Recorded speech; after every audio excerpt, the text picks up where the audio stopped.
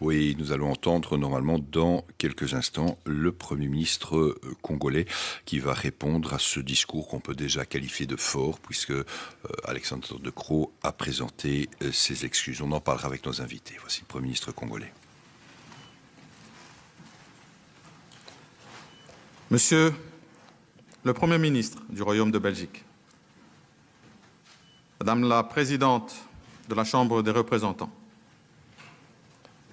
Messieurs et Mesdames les députés et sénateurs, Mesdames et Messieurs les membres des gouvernements belges et congolais, Mesdames et Messieurs les ambassadeurs et membres des corps diplomatiques,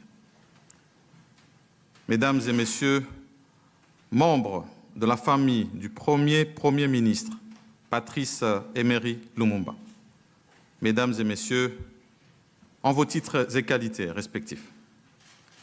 L'émotion est forte en prenant la parole aujourd'hui, en ce lieu chargé d'histoire, ce palais d'Egmont qui a accueilli les pères de l'indépendance congolaise il y a exactement 62 ans, à l'occasion de la table ronde de Bruxelles, ayant conduit la République démocratique du Congo à sa souveraineté internationale. Parmi les protagonistes de l'histoire de la décolonisation de notre pays figurait justement l'un de ceux dont la mémoire nous réunit ce jour. Je cite Emery, Patrice Emery Lumumba, notre héros national.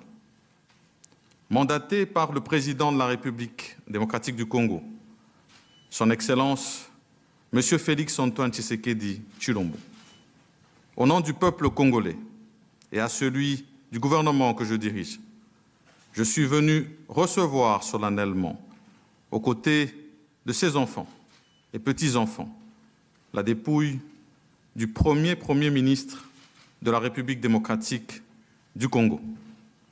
Dépouille autour de laquelle son peuple organisera dans les heures qui suivent le deuil national qui n'a jamais pu avoir lieu. La date du lundi 20 juin 2022, en Belgique, comme en République démocratique du Congo, entre désormais dans les annales de l'histoire commune de nos deux pays. Le retour de Patrice Emery Lumumba dans son pays permet à coup sûr à la République démocratique du Congo de recouvrer un des maillons essentiels de sa mémoire nationale, fragmenté par la tragédie de sa disparition. Au-delà de la République démocratique du Congo, c'est tout un continent, l'Afrique, qui célèbre le retour de l'un de ses dignes fils. Et au-delà même de l'Afrique, c'est l'ensemble du monde épris de liberté qui salue cet événement, en même temps qu'il doit se réjouir et se féliciter des hommages que nous rendons à ce grand combattant de la liberté, de la démocratie et de la dignité de l'homme, quelle que soit sa condition. Monsieur Patrice Emery Lumumba restera marqué dans le collectif commun du monde. Au nom du gouvernement congolais, je dois reconnaître la volonté politique du gouvernement belge. Il en fallait beaucoup pour arriver à ce moment. Vos propos l'ont si bien rappelé, Monsieur le Premier ministre. Je voudrais en même temps saluer les efforts des institutions à travers le monde ainsi que l'engagement des personnalités qui se sont investies dans l'aboutissement de ce processus de haute portée historique. Dans cette journée constitue l'épilogue, nous ne pouvons parler de Patrice Emery Lumumba sans nous remémorer ses deux compagnons, Maurice Mpolo et Joseph Okito, qui, comme lui, ont perdu la vie dans des conditions tragiques. La lutte pour l'indépendance, la souveraineté nationale et internationale. Point de départ de la prise en main de notre destin demeurent incontestablement les motifs pour lesquels ils sont morts. Ils ont été admis récemment dans l'ordre des héros nationaux Kabila Lumumba, au grade de grand officier. Aux côtés de leurs familles, le gouvernement de la République se tient pour que justice leur soit aussi rendue. Le régime colonial a été un système basé sur l'exploitation et la domination, marqué par une relation inégale, injustifiable, et par le paternalisme, la discrimination et le racisme. J'emprunte ces mots du roi Philippe pour avouer que ce système et le traumatisme qu'il a entraîné a plombé les années qui ont suivi l'indépendance et ont eu une incidence sur l'avenir de notre pays. Le travail de la commission parlementaire sur le passé colonial nous édifiera davantage sur cette page douloureuse de notre histoire.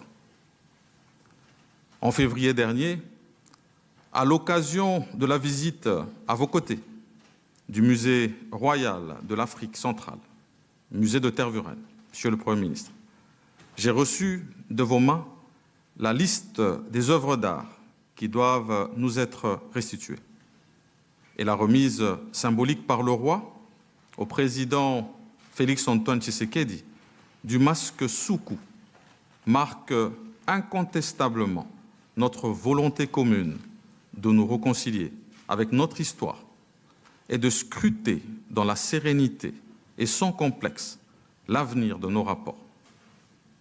Monsieur le Premier ministre, Mesdames et Messieurs, évoquer Lumumba aujourd'hui avec nos jeunes générations, c'est rappeler son combat, son rêve de faire de la République démocratique du Congo un pays moteur dans le développement de l'Afrique, par sa position géostratégique, en plein cœur de l'Afrique, par sa diversité et sa richesse socioculturelle, par son sol, par son sous-sol, par sa flore et sa faune. C'est pourquoi, dans son célèbre discours du 30 juin 1960, Lumumba lui-même soutenait, je cite, « Nous allons faire du Congo le centre de rayonnement de l'Afrique tout entière. » Une conviction qui rejoignait celle d'autres illustres figures panafricaines, telles Frantz Fanon, Aimé Césaire, Cheikh Anta Diop, Kwame Nkrumah. Visionnaire, notons que dès 1958, Lumumba alertait l'opinion, tant nationale qu'internationale, sur la menace de la violation de l'intégrité du territoire qui pesait déjà sur son pays. Il est le premier homme politique congolais qui emploie le vocable balkanisation, concept sur lequel aucune Congolaise, aucun Congolais ne peut jamais transiger. Aujourd'hui, il est de notre responsabilité d'appeler le peuple congolais, essentiellement sa jeunesse, à porter à bras le corps le combat de Lumumba, qui demeure aujourd'hui encore de grande actualité. Combat de protection et de préservation de l'intégrité territoriale. Combat pour ne jamais trahir la République face aux convoitises extérieures. Cette intégrité territoriale à laquelle tient aussi la Belgique et que vous, comme le roi, avez si bien rappelé en ce moment précis où notre pays fait face à une nouvelle agression rwandaise avec son lot d'atrocités. Des enfants ont encore perdu la vie, les écoles sont encore bombardées, des femmes contraintes à quitter leur milieu naturel. Depuis plus de 25 ans, la normale est devenue normale. Notre détermination à y mettre fin autour de notre président de la République, chef de l'État, et de nos forces armées est à nouveau renforcée ce jour. Que dire encore de Lumumba, alors qu'il faut des ouvrages tout entiers pour le décrire? Un vaillant combattant pour la démocratie, une référence incontournable pour la jeunesse et les générations à venir, un héros national. Et pour moi, Premier ministre de la République démocratique du Congo, une source d'inspiration dans la lutte pour le bien-être de chacune et chacun des Congolais et Congolaises. Monsieur le Premier ministre, distingués invités, Mesdames et Messieurs, tout en nous invitant tous, Belges et Congolais, à regarder notre passé en face, il nous appartient de poser les jalons d'une nouvelle collaboration, sincère et solide, tournée vers une coopération mutuellement avantageuse et reposant sur l'estime réciproque, en vue d'un développement harmonieux de nos peuples respectifs. Car le souvenir du passé douloureux qui nous réunit ce jour est riche d'enseignements pour l'avenir. Un avenir tributaire à la fois de la reconnaissance de ce passé commun dans toutes ses facettes et de l'effort commun de le dépasser pour tisser de nouveaux liens sur des bases plus solides entre nos peuples. Le Congo, au cœur de l'Afrique, et la Belgique, au cœur de l'Europe, ne peuvent plus formuler leurs problèmes en termes exclusivement nationaux, disait Laurent Baudouin en 1970. Le temps est venu pour que nos jeunes l'apprennent davantage et pour que nous puissions pleinement jouer ce rôle vital pour l'avenir de nos continents et de la coopération entre l'Union africaine et l'Union européenne. Monsieur le Premier ministre, c'est dans ce sens que lors de votre récent séjour à Kinshasa, à la suite de la visite de Sa Majesté le roi Philippe, nous avions eu l'occasion, tous deux, d'explorer sans complaisance les domaines de coopération fructueux. Tous deux, nous avions manifesté l'intérêt d'ouvrir de nouvelles perspectives de la coopération bilatérale entre nos deux États. Il me revient d'ailleurs de relever qu'à la suite du 6e sommet Union européenne-Union africaine tenu à Bruxelles au mois de février dernier, des options fondamentales ont été levées en rapport avec l'atteinte des objectifs du développement durable pour l'Afrique. Ces échanges fructueux doivent aussi caractériser les officiels de nos deux patries en vue d'inciter cette coopération mutuellement avantageuse pour nos deux peuples, appelés d'ailleurs aujourd'hui à écrire une nouvelle page de l'histoire. Puisse la mémoire de Patrice Emery Lumumba, qui nous réunit ce jour, constituer un moment de rassemblement et le point d'un départ, d'un avenir plus radieux. Je vous remercie.